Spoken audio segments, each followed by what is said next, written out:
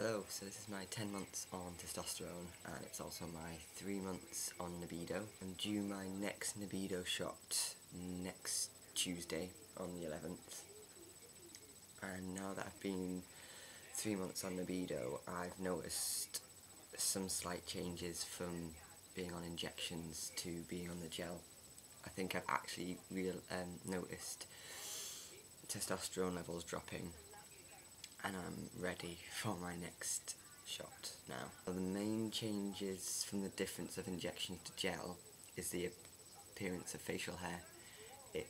I shaved this morning and I'm having to shave at least once a week because hair on my cheeks coming down, on my sideburns, and it's coming down just in this area here and across my top lip. The hairs are starting to come in darker and a little bit thicker than before, and that's probably a mixture of being on Nebido and 10 months. So that's main changes for 10 months, really, just facial hair coming in now. So last month I said I was going to Leeds Gender Clinic for my first opinion for surgery, so I went and they had a little bit of a cock up. They'd actually got the consultant in who was meant to do my second opinion and not my first, which doesn't make a huge difference because I need 2 consultants for surgery. So I actually had my second opinion when I should have had my first opinion. So I go back for my proper first opinion next week as well on the 13th, so I get my Nebido shot on the 11th and I go back for my first opinion on the 13th. So I'll just run through quickly what happened in the appointment. I met the consultant, I can't remember what he was called, but he was Turkish and he was actually really quite funny. And basically we spoke about how I felt growing up and any gender dysphoria growing up, how I felt in myself as from about 4 years old up until adolescence. That was quite in depth. If there was any pinpoint moments when I realised that or thought that there was something different about my biological gender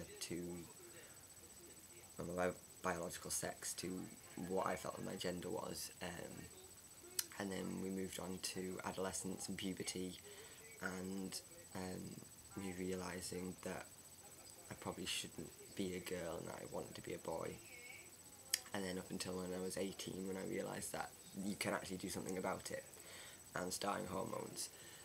So he asked quite a lot of questions, just so that he was sure that I knew that what I was talking about and that I was suffering from gender dysphoria all that time. So we discussed that. We then went on to discuss, and this is the bit that threw me because I didn't know what was going to happen in a first opinion appointment. He asked me what surgeries I wanted, which would be a hysterectomy and top surgery, and then he asked me what I believed the risks to be and what the benefits of each surgery were. I was under the impression that it's them that tell you, not you that tell them. So this is a heads up to anyone who hasn't been to a first opinion. You really do need to do research, because obviously they need to know that you know what you're going to be putting yourself through. So main risks of any surgery is going to be bleeding, pain afterwards, problems with anaesthetic, problems with painkillers, recuperation, especially with top surgery. Sometimes results aren't exactly how you want them to be, so you have to be aware of that. So I kind of just blagged my way through that one. And then obviously the benefits make my life better. It will just make my quality of life 10 times better. It's something that I want.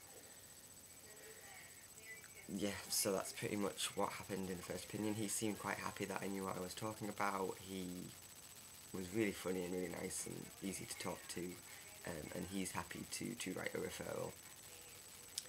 So I go back next week for my proper first opinion, and that'll be with Dr. Sanju, I think, is going to be the doctor for that.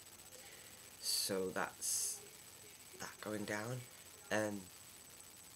I do want to talk about surgery a little bit more, because I had a little bit of a freak out before I went to my first opinion. I hadn't actually realised how close surgery could be, and how big it's going to be. More in terms of the recuperation is what I'm worried about, because I don't live at home and I don't really want to go home to recuperate, because my mum already has a lot on her plate to deal with, and for me, I'm not saying that I'm not going to have surgery because she's got to deal with other things. It's my body and it's my life, and it's surgery that I do want, but yeah, it's a difficult one for me.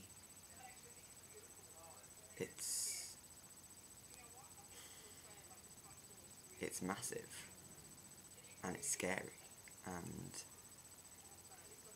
because I want my hysterectomy first, and I think out of both surgeries that's probably the bigger one to have, and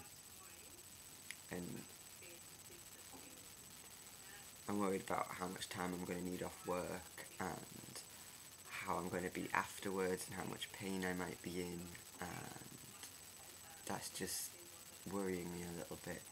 Obviously I can talk to Hayley, my care path worker at Leeds, about it, and the consultant and surgeons, but they're just my reservations at the moment about surgery. I know it's something that I want, I know that it'll make me feel better in myself, but it's the next stage in my transition for me, and it's huge, and it's scary, and I haven't had a lot of time to think, to really sit down and think about what I'm going to be doing to my own body, and that just worries me a little bit. So I think I need to do a little bit of time out and thinking about what it is I'm going to be doing, and just channel it. That's the problem. I haven't had time to channel it. I've been so busy with work and other things. It's kind of just creeped up on me, and yeah. So that's just some concerns that I have about surgery. If anyone has any advice or anything, that would be great, because yeah, I'm a little bit scared about surgery. So that's my 10 months. Hormone wise, everything's brilliant. I just can't believe that I'm 2 months away from a year. That's insane to think that I'm almost a year on hormones. It feels like it's gone so fast. But I'm very happy with what's changed and where I'm going. So yeah. So I'll update soon, and I'll probably let everyone know what happens in my second opinion. So I will speak to you all very soon.